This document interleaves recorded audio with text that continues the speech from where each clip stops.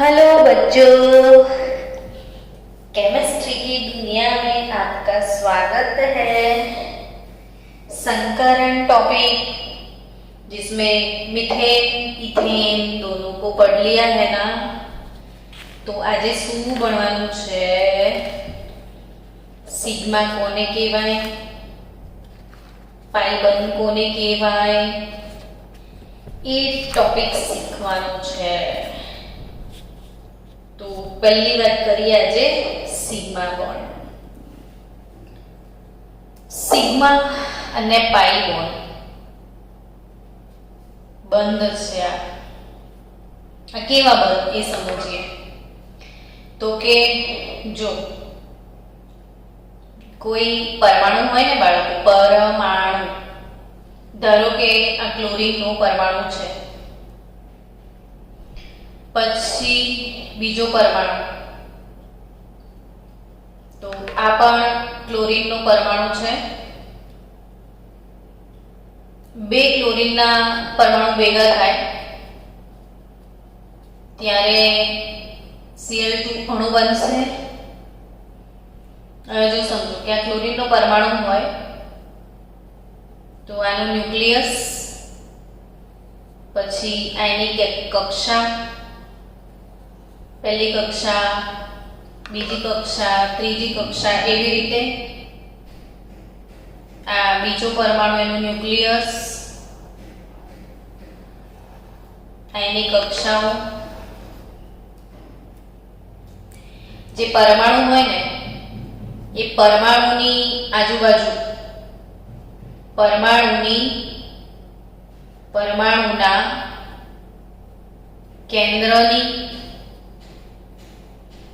आजुबाजुनो एवो अवकाशीय विस्तार, परमाणुना केंद्रनी आजुबाजुनो एवो अवकाशीय विस्तार के ज्यां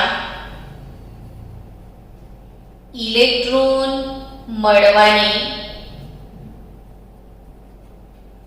संभावना 95% के तेथी वधारे होय, एने परमाणुीय कक्षक एवुं कहेवाय। दरेक बाळक साथे साथे व्याख्या मनमा मेमोराइज पण करवानी। हूँ धीरे धीरे एटले बोलूं छुं के तमे शांतिथी सांभळीने समजी शको।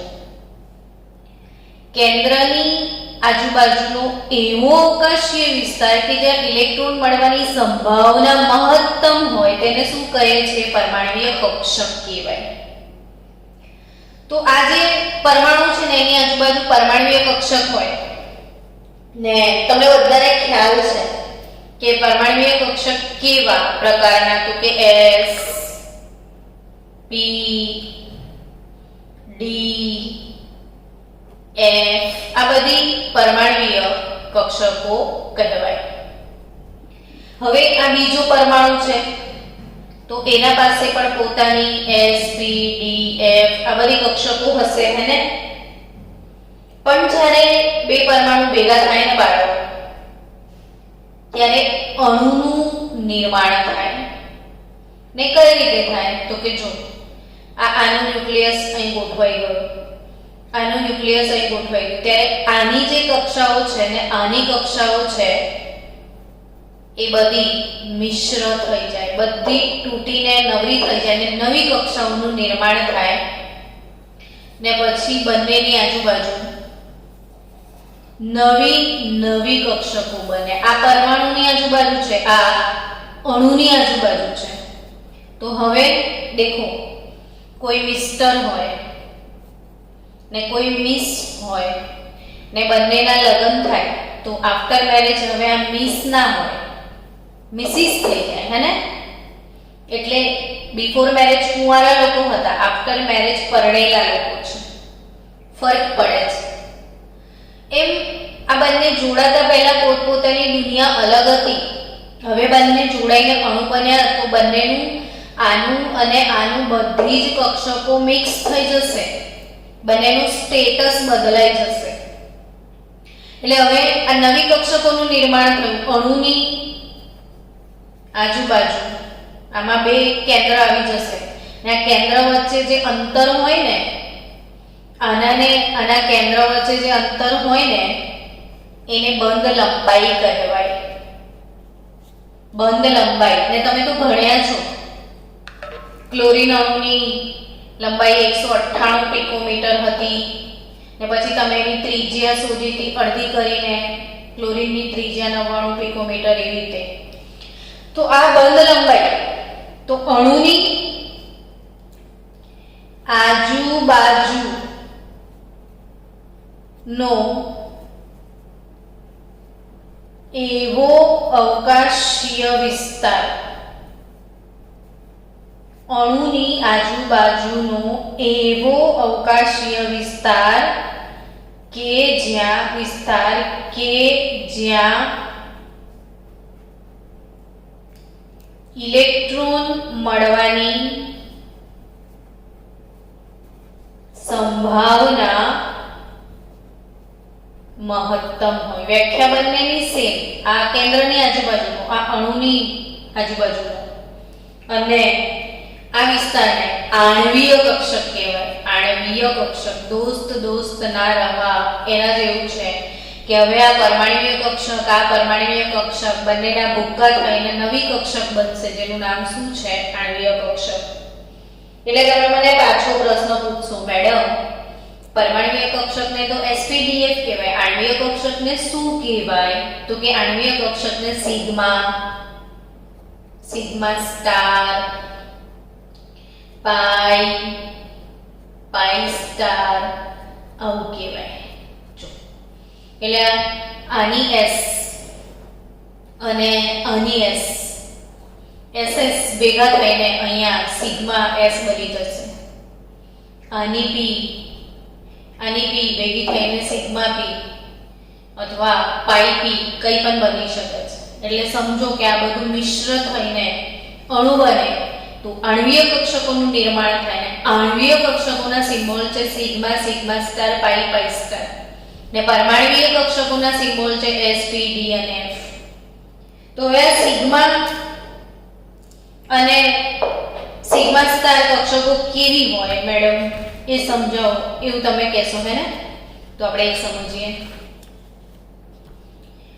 આપણો ટાર્ગેટ છે ને s ભેગું થાય તો કેવું થાય? તો સૌથી પહેલા આપણે સિગ્મા બંધ શું છે એ સમજીએ. સિગ્મા બંધ શું છે હે ને? તો સિગ્મા બંધ કે જે અક્ષીય સંમિશ્રણ છે. સિગ્મા બંધ શું છે? અક્ષીય સંમિશ્રણ. અક્ષ પર હા મીટિંગ નું અનલોક કર દો ને. ઓકે સારું.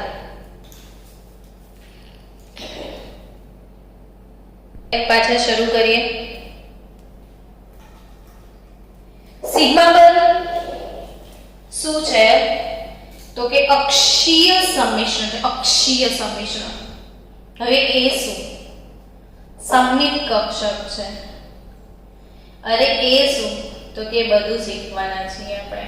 સમમિત કક્ષક છે, નળાકાર સમિતિ છે,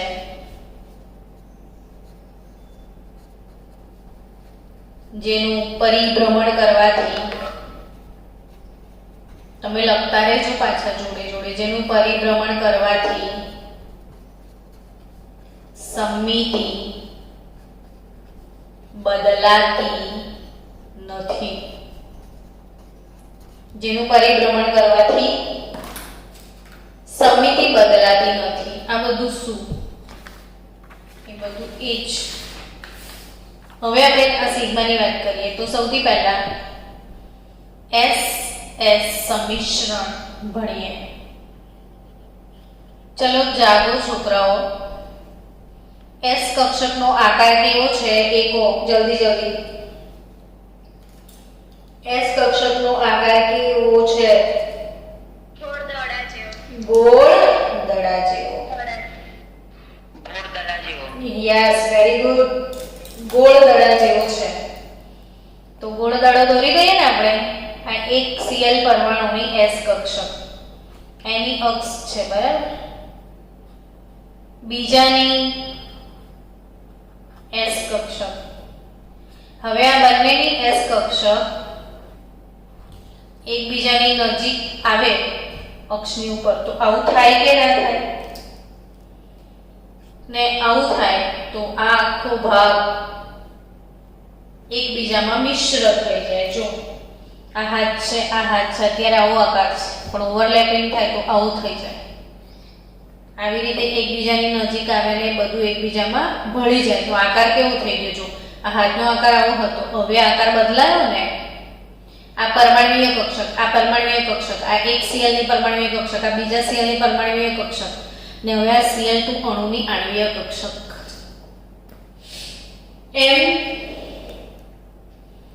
આ આણ્વીય કક્ષકનું નિર્માણ થશે. આવી આણ્વીય કક્ષક મળશે ને નળાકાર. હવે અક્ષીય એટલે શું? તો કે જો આ પેન છે ને એમાંથી આ અક્ષ પસાર થાય છે.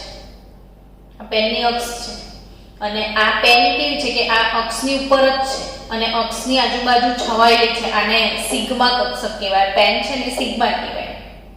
હવે જો હું આને ગોળ ગોળ ફેરવું તો આની સમમિતિ બદલાય?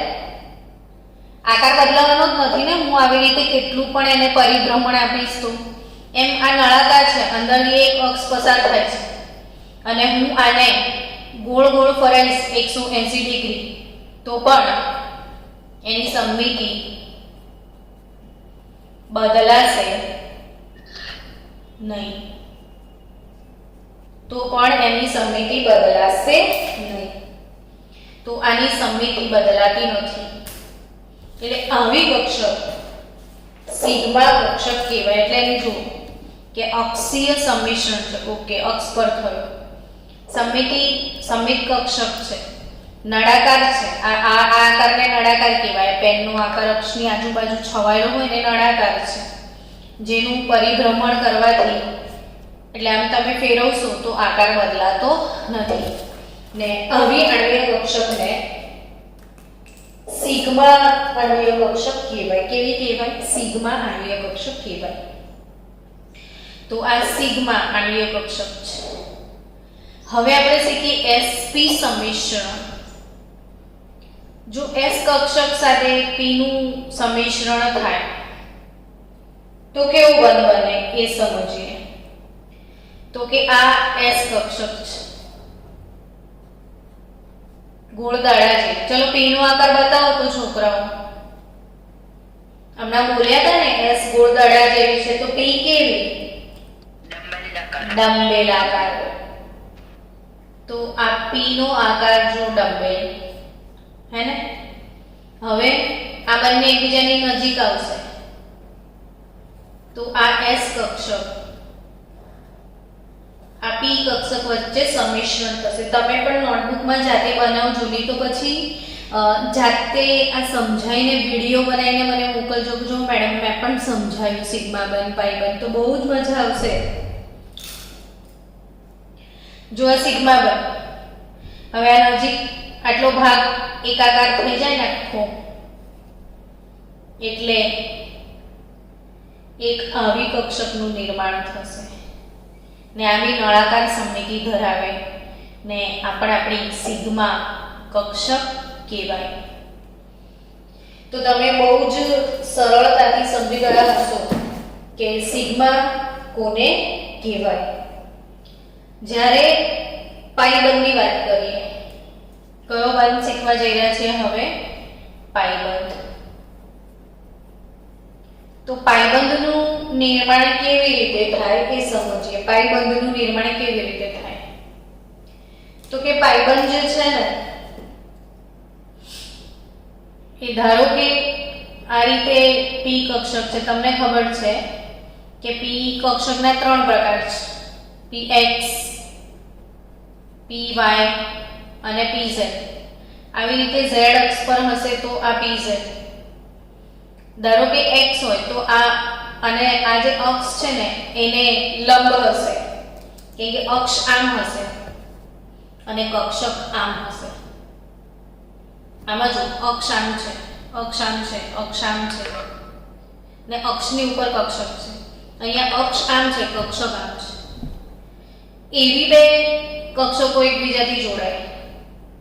જો આ એક ક્લોરીનની પી કક્ષક ને આ બીજા ક્લોરીનની પી કક્ષક એકબીજાની નજીક આવશે. then what will happen here કે ભાઈ આવી રીતે પાઇબંધ બન્યો, બીજો પાઇબંધ આવી રીતે બનશે ને આ જે આખો ભાગ છે એ એકાકાર બની જશે. આટલો ભાગ મિક્સ થઈ જશે ને ખેંચાઈને આ ભાગ ઉપરની તરફ જતો રહેશે ને આ ભાગ આમ નીચેની તરફ જતો રહેશે. આવા બંધને બનાના બોન્ડ પણ કહેવાય છે. બનાના જેવો આકાર છે ને આનો, એટલે આને બનાના બોન્ડ પણ કહેવાય છે. આ પાઈબંધ છે અને આ પ્લસ સમિતિ ધરાવે છે, આ માઇનસ સમિતિ ધરાવે. તો પ્લસ પ્લસ માઇનસ માઇનસ એટલે પ્લસ અને માઇનસ સમિતિ મળે. તો આને તમે રોટેટ કરો, આમ ફેરવો તો ઉપરવાળો ભાગ પ્લસ વાળો, ઉપરવાળો એટલે પ્લસ નીચે આવે, નીચે વાળો ઉપર, સમિતિ બદલાઈ જાય. એટલે આનું જો તમે પરિભ્રમણ કરાવો 180 ડિગ્રી પર તો સમિતિ જે છે, સમિતિ એ બદલાઈ જાય. 180 ડિગ્રી પર પરિભ્રમણ કરાવશો તો શું થશે? સમિતિ બદલાઈ જશે. તો સમિતિ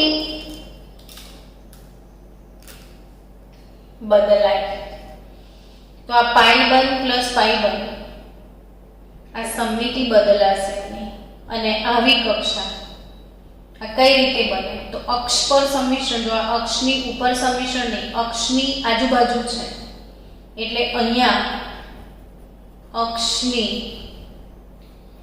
આજુબાજુ ઉપર નીચે આજુબાજુ સંમિશ્રણ થાય. આનું પાઈ વાદળ અહીંયા મળે, આનું અહીં, અને વચ્ચે ઇલેક્ટ્રોન ના હોય. જ્યાં ઇલેક્ટ્રોન ના હોય ને એને નોડ કહેવાય. તમને યાદ હશે પ્રકરણ 2 માં ભણ્યા હતા. નોડ કોને કહેવાય? તો કે જ્યાં ઇલેક્ટ્રોન મળવાની સંભાવના શૂન્ય હોય. ઇલેક્ટ્રોનની સંભાવના શૂન્ય, એને નોડ કહેવાય. અહીંયા વચ્ચે નોડ હોય એટલે આને પરિભ્રમણ કરો તો સમિતિ બદલાય. આ અસમિત કક્ષક કહેવાય. એ અક્ષની આજુબાજુના સંમિશ્રણથી પેદા થાય. તો આ ટાઈપની જે બનાના બોન્ડ છે એ પાઈબંધ કહેવાય. પાઈબંધ. આ પી અને પી કક્ષક વચ્ચે સંમિશ્રણ થાય તો એને પી પાઈ બંધ આવું કહેવાય. ઘણી વખત કેવી ઘટનાઓ બનશે કે આ પી કક્ષક છે અને ડી કક્ષક બી આમ ડબલ ડમ્બેલ હોય છે, તો આ બે વચ્ચે પણ બંધ બનવાની શક્યતાઓ છે. તો આ પી અને ડી, તો આવા બંધને પી પાઈ અને ડી પાઈ બંધ કહેવાય. પી અને ડી વચ્ચે બંધ બને તો એ પી પાઈ ડી પાઈ બંધ કહેવાય. બે પી કક્ષક વચ્ચે બંધ બને તો એ પી પાઈ બંધ કહેવાય. સમજ્યા? એટલે એવું બી બને કે બે ડી કક્ષકો વચ્ચે બંધ બને તો ડી પાઈ કહેવાય. ડી વચ્ચે પણ બની શકે. જો આવી રીતે તો આટલો એરિયા મિક્સ થાય, આટલો એરિયા મિક્સ થાય ને અહીંયા પાઈબંધ બનવાની શક્યતા હોય એટલે ડી પાઈ બંધ બની શકે. તો આ ટાઈપના બંધ પાઈબંધ અને સિગ્મા બંધ. સિગ્મા નળાકાર હોય, અક્ષની ઉપર સંમિશ્રણ પામે, પરિભ્રમણ કરવાથી સમિતિ ના બદલાય તો સિગ્મા, ને આ બધું બદલાઈ જાય, સાઈડ ઓવરલેપિંગ થાય તો એ પાઈબંધ. હવે તમને પ્રશ્ન થાય કે પાઈબંધને સિગ્મા બંધમાં સિગ્મા અને પાઈ પૈકી કયો બંધ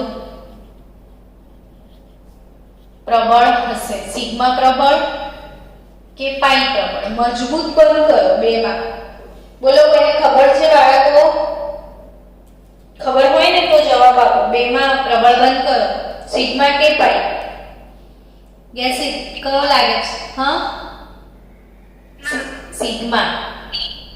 તો યાદ રાખો એક સરસ મજાની વાત, અહીંથી પ્રશ્ન પૂછાશે કે સિગ્મા ને પાઈમાં કયો બંધ પ્રબળ હશે અને શા માટે, તો એનો જવાબ કેવી રીતે લખાય એ શીખજો. તો એવું કહેવાનું કે કોઈ પણ બંધની, હા બોલો,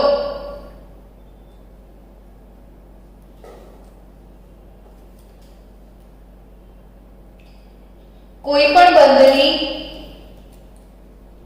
પ્રબળતા નો આધાર, કોઈ પણ બંધની પ્રબળતાનો આધાર એ સંમિશ્રણ ની માત્રા ઉપર હોય. કોઈ પણ બંધની પ્રબળતાનો આધાર શેના ઉપર હોય છે બાળકો? સંમિશ્રણની માત્રા પર. ને સિગ્મા બંધમાં અક્ષીય સંમિશ્રણ થતું હોવાથી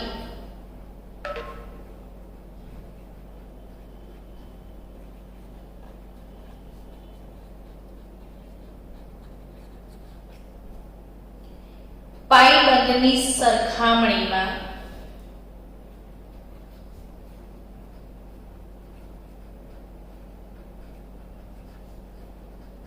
સંમિશ્રણ વધારે હોય છે. એટલે સિગ્મા બંધમાં છે ને અક્ષીય સંમિશ્રણ છે. જો હું તમને સમજાવું કે અક્ષીય સંમિશ્રણ થાય આમ તો એકદમ ટાઈટ થઈ જાય. જો ખાસું બધું સંમિશ્રણ થયું છે એટલે મજબૂત જલ્દી તૂટે નહીં. અને આમ સંમિશ્રણ થાય આમ ઉપરનો ભાગ ને નીચે, તો આમ ફટ લઈને બ્રેક થઈ જાય. આમાં કોઈ મજબૂતાઈ નથી. જ્યારે સિગ્મામાં મજબૂતાઈ છે. એટલે સમજવાનું કે સિગ્મામાં બંધની સંમિશ્રણની માત્રા વધારે છે. પાઈ બંધની સરખામણીમાં સંમિશ્રણ વધારે છે. કોનામાં? સિગ્મા. પાઈ બંધની સરખામણીમાં સિગ્મામાં અક્ષીય સંમિશ્રણ વધારે છે. એટલે એવું કહેવાય બાળકો કે સિગ્મા બંધ પાઈ બંધની મજબૂત છે, પ્રબળ બંધ છે સિગ્મા. તો કયો બંધ પ્રબળ હોય છે? પાઈ બંધ કે સિગ્મા બંધ? તો જવાબ આવે સિગ્મા બંધ. ને કેમ? તો આ કારણ મેં સમજાવ્યા. હવે ખાસ યાદ રાખજો કે કાર્બન સિંગલ બોન્ડ થી કાર્બન જોડાયો હોય,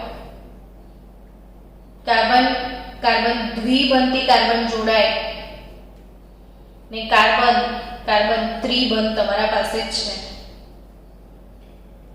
તો જ્યારે આ સિંગલ હોય ને બાળકો, સિંગલ, તો આ સિગ્મા બંધ હોય છે. આમાં એક સિગ્મા હોય તો ઉપર વાળું પાઈ બંધ હોય છે. ને આ સિગ્મા તો આ બંને પાઈ હોય. એટલે આમાં એક સિગ્મા બંધ છે. આમાં એક સિગ્મા ને એક પાઈ બંધ છે. આમાં એક સિગ્મા ને બે પાઈ બંધ છે. એક સિગ્મા ને બે પાઈ બંધ છે.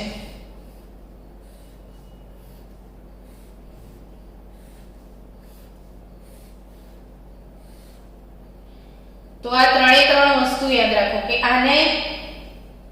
આમાં એક બંધ છે. તો તમને એ ખબર છે કે બે પરમાણુ વચ્ચે જે બંધ હોય ને એ બંધની જે સંખ્યા છે એને બંધ ક્રમાંક કહેવાય. તો અહીંયા તમને કે બંધ ક્રમાંક, ઇંગ્લિશ વર્ડ બી શીખી જાઓ. બંધને ઇંગ્લિશમાં બોન્ડ કહેવાય, ક્રમાંકને ઇંગ્લિશમાં ઓર્ડર કહેવાય. એટલે બંધ ક્રમાંક તો બોન્ડ ઓર્ડર BO. તો અહીંયા બોન્ડ ઓર્ડર 1 છે, અહીંયા બોન્ડ ઓર્ડર 2 છે અને અહીંયા બોન્ડ ઓર્ડર 3 છે. અહીંયા બંધ ક્રમાંક 3, અહીંયા બંધ ક્રમાંક 2 ને અહીં બંધ ક્રમાંક 1. હવે આ જો કાર્બન સિંગલ બોન્ડ હોય તો બધાને ખબર હશે, હમણાં તમે ઓર્ગેનિક કેમિસ્ટ્રી પણ ભણો છો, એટલે આ આલ્કેન કહેવાય. કાર્બન કાર્બન દ્વિબંધ હાજર હોય તો આલ્કીન કહેવાય, ને કાર્બન કાર્બન ત્રિબંધ હાજર હોય તો એ આલ્કાઇન કહેવાય. એટલે ફરી ઇમ્પોર્ટન્ટ વાત યાદ રાખજો કે આ આલ્કેન, આ આલ્કીન ને આ આલ્કાઇન, અને જ્યાં કાર્બન કાર્બન સિંગલ બંધ હોય તો એ sp3 સંકરણમાં હોય એવું કહેવાય. જો કાર્બન કાર્બન ડબલ બોન્ડ હોય તો એ sp2 સંકરણમાં છે એવું કહેવાય, ને તમને ત્રિબંધ દેખાય ને તો sp સંકરણમાં છે તેવું કહેવાય. ઇમ્પોર્ટન્ટ વાતો છે બચ્ચો, યાદ રાખજો. આ બંધની સંખ્યા 1 sp3 સંકરણ, બંધની સંખ્યા 2 sp2 સંકરણ ને ટ્રિપલ બોન્ડ sp સંકરણ. સો સ્ટુડન્ટ્સ, એક મિનિટ રાહ જોજો ને છોકરાઓ.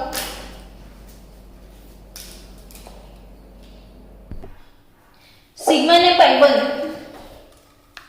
ને સંકરણ એક ઉદાહરણ દ્વારા તમને સમજાવું કે તમને આવો પ્રશ્ન પૂછાય પરીક્ષામાં કે C double bond C CH2 CH2 C triple bond C CH double bond CH2. આ એક સંયોજન છે, કાર્બનિક સંયોજન. હવે આ કાર્બનિક સંયોજનમાં એક વસ્તુ યાદ રાખજો, હંમેશા શું ચેક કરવાનું કે કાર્બન હેઝ ઓલવેઝ 4 ચોટલીસ. કાર્બન એને 4 ચોટલી હોવી જ જોઈએ. કાર્બનને 4 ચોટલી ના હોય તો પોસિબલ જ નથી. એટલે 1 2 3 4 થઈ ગઈ. એટલે આ કાર્બન સાથે શું દ્વિબંધ તો હતા, એટલે બીજા 2 હાઇડ્રોજન ખૂટે. આના પાસે 1 2 ને 3 છે તો 1 હાઇડ્રોજન જોઈશે. આની જોડે 1 2 3 4 પતી ગયું. ઓવરઓલ આખું બેલેન્સ છે ઇક્વેશન. હવે આ જે ઓર્ગેનિક પદાર્થ છે એમાં દરેકે દરેક કાર્બનનું સંકરણ કયું છે એ સમજવું જોઈએ. એક મિનિટ.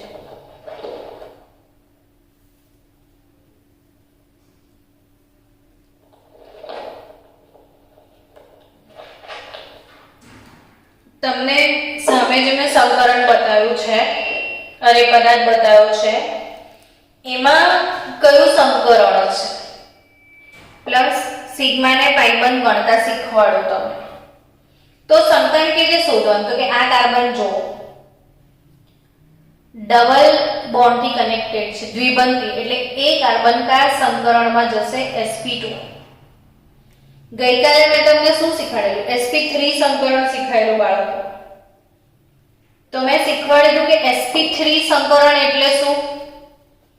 તો કે એક s કક્ષક વપરાય અને 3 p કક્ષક વપરાય ને કુલ 4 sp3 કક્ષકોનું નિર્માણ થાય. તો sp2 સંકરણ શું હશે? તો કે એક s કક્ષક વપરાશે, 2 p કક્ષક વપરાશે ને કુલ 3 sp2 કક્ષકોનું નિર્માણ થશે. તો sp સંકરણ શું? તો કે એક s કક્ષક વપરાય, એક p કક્ષક વપરાય ને કુલ 2 sp કક્ષકોનું નિર્માણ થાય. આ 3 સંકરણ છે. આપણે ગઈકાલે sp3 ભણ્યા હતા. આવતીકાલે sp2 ને sp ભણવાના છીએ, પણ આજે સિગ્મા ને પાઇબંધ ભણ્યા છીએ તો આપણે સાથે સાથે આવું શીખીએ કે આ દ્વિબંધ ધરાવતો કાર્બન છે તો એ sp2 સંકરણ, આ બી દ્વિબંધ ધરાવે છે તો sp2 સંકરણમાં હોય. આ કાર્બન તો કે સિંગલ બોન્ડ છે, જો બંને બાજુ સિંગલ, તો એનું સંકરણ sp3 હશે. આ સિંગલ બોન્ડમાં છે તો એનું સંકરણ sp3 હશે. આ ત્રિબંધી જોડાયેલો છે તો એનું સંકરણ sp, આનું સંકરણ પણ sp, આનું સંકરણ sp2 ને આનું સંકરણ પણ sp2. એટલે sp2 સંકરણ કોને કેવી રીતે સંકરણ નક્કી થાય એ શીખાયું. હવે તમને કોઈ કે આમાં સિગ્મા ને પાઈ બંધ ગણો તો આખું બંધારણ છૂટું પાડવું પડે. જો કઈ રીતે, પહેલું શું હતું, c, એની જોડે 2h, પછી ડબલ બોન્ડ c, એની જોડે 1h, પછી c, એની જોડે 2h, પછી c, એની જોડે 2h, પછી c, ટ્રિપલ બોન્ડ c, એની જોડે 1h, પછી ડબલ બોન્ડ એની જોડે 2h. આ રીતે આ બંધારણ છૂટું પડે. હવે સિગ્મા બંધ ગણવાના પૂછાશે જ.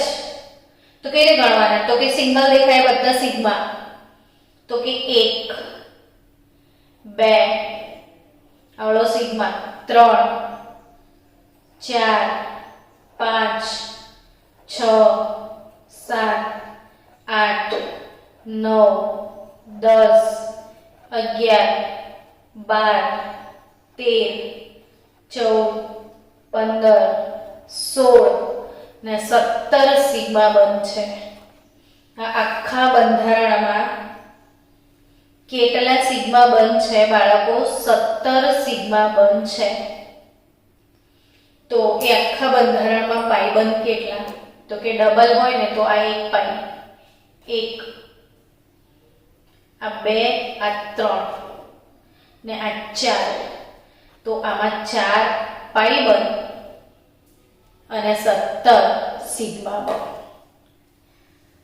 હવે કેમેસ્ટ્રીનું હૃદય એટલે બેન્ઝીન. જો આ બેન્ઝીનનું બંધારણ છે C6H6. શું કહેવાય એને? બેન્ઝીન. તો બેન્ઝીનમાં સિગ્મા અને પાઈ બંધની સંખ્યા જણાવો એવું પૂછાય. તો બેન્ઝીન આ કાર્બન એટલે લખી દઈએ તો 6 કાર્બન આવી રીતે લખાય. હવે 6 કાર્બન વચ્ચે બંધ બનાવી દો એટલે આ બંધારણ આ રીતે છૂટું થઈ ગયું. હવે 3 પાઈ બંધ છે, આમાં એકાંતરે 3 પાઈ બંધ છે. હવે શાંતિથી બેસીને વિચારવાનું કે અહીંયા એક બી બંધ બીજા કોઈ દોરેલા નથી, પણ એ હોય.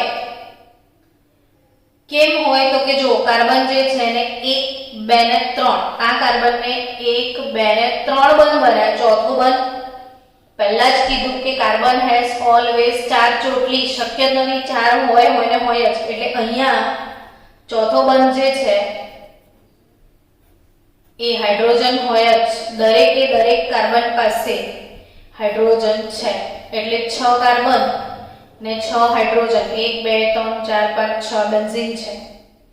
હવે એના સિગ્મા ગણવાના છે મારે. તો સિંગલ દેખાય બધા સિગ્મા, તો કે 1 2 3 4 5 6 7 8 9 10 11 ને 12 સિગ્મા બંધ થયા.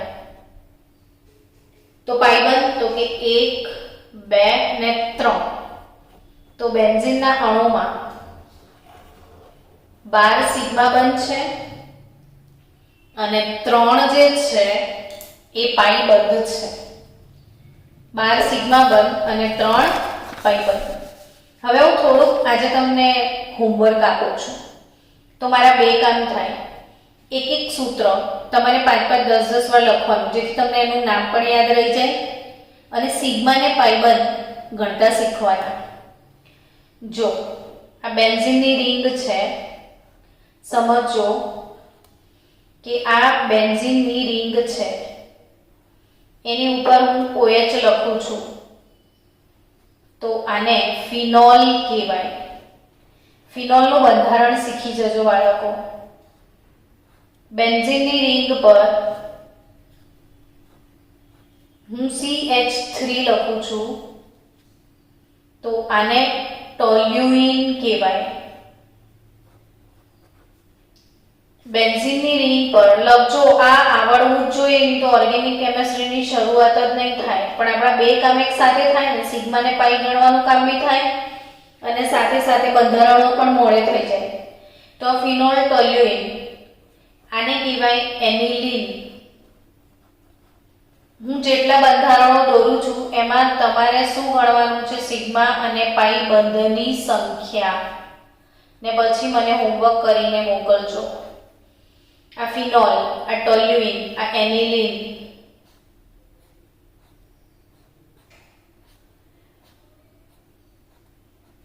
OCH3, બેન્ઝીનની રિંગ પર OCH3, એને એનિસોલ કહેવાય, એનિસોલ.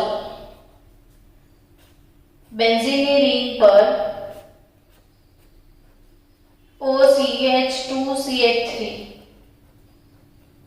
આને કહેવાય ફેનિટોલ.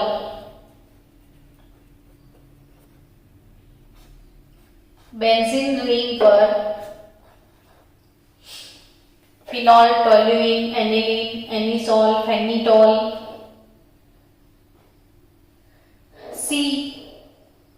COOH,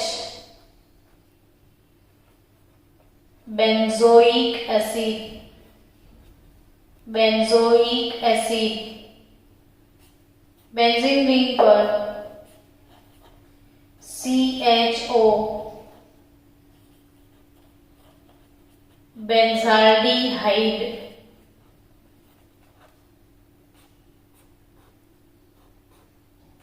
બેન્ઝીન રિંગ પર ક્લોરીન, ક્લોરોબેન્ઝીન.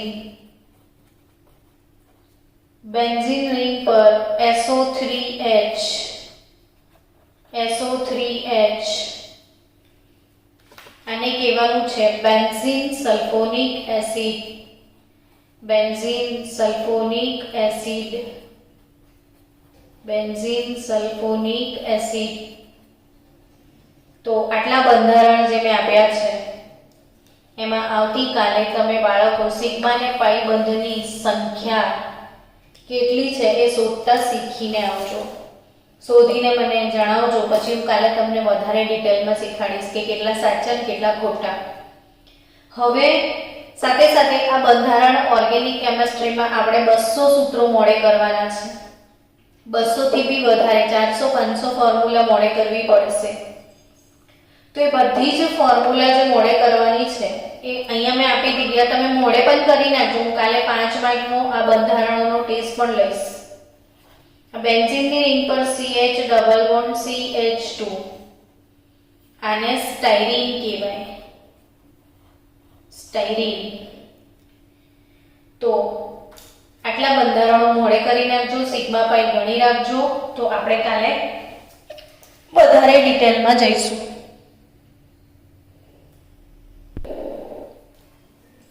કે આ જે ક્રિયાશીલ સમૂહ છે ને બાળકો, COOH, આ COOH ને શું કહેવાય બોલો તો?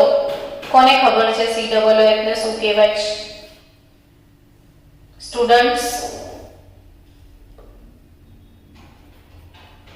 કાર્બોક્સિલિક એસિડ કહેવાય. COOH ને શું કહેવાય? Carboxylic acid. ને કાર્બોક્સિલિક એસિડ જે છે એ કઈ રીતે લખાય ખરેખર? C ડબલ બોન્ડ OH ને પછી આને બેન્ઝીન ચોટાડીએ આપણે તો આ રીતે થશે આખું બંધારણ, આ COOH વાળું. અચ્છા, મેં અહીંયા છે ને સર્કલ બનાવી દીધા. આ સર્કલનો અર્થ શું છે કે આવી રીતે 3 બંધ હોય તો સર્કલ કહેવાય ને. એટલે જો તમે આ બંધારણને શોર્ટકટમાં બતાવો છો તો સર્કલ બતાવી દેવાનું. સર્કલ નહીં બતાવતા તો આ રીતે લખવું પડે. એટલે આ સર્કલ જે મેં મૂકી દીધા છે ભૂલથી એ તમે આ સમજજો કે 3 દ્વિબંધ છે. તો આ carboxylic acid C double bond OH, COOH આ રીતે લખાય. પછી આ જે છે CHO એ આલ્ડીહાઇડ કહેવાય. CHO ને શું કહેવાય છે? આલ્ડીહાઇડ કહેવાય. અને C double bond OH aldehyde એ આ રીતે લખાય. આ ચેપ્ટર ઓર્ગેનિક કેમિસ્ટ્રી તરફ વળવાના છીએ, પણ એના પહેલા થોડું થોડું આ શીખતા જાઓ. આખું દિવાળી વેકેશન હું તમને ઓર્ગેનિક કેમિસ્ટ્રી કરાવીશ. એટલે આપણે અત્યારે એને પેન્ડિંગ રાખીશું ઓર્ગેનિકને. ત્યાં સુધીમાં આપણે રાસાયણિક બંધન, દ્રવ્યની અવસ્થાઓ, આ બધા ચેપ્ટર ભણવાના છે. પણ બીજા અધર લેક્ચરમાં અધર સર તમને જે આ કરાવે છે બધું અત્યારે શીખી લેજો. તો મળીએ આપણે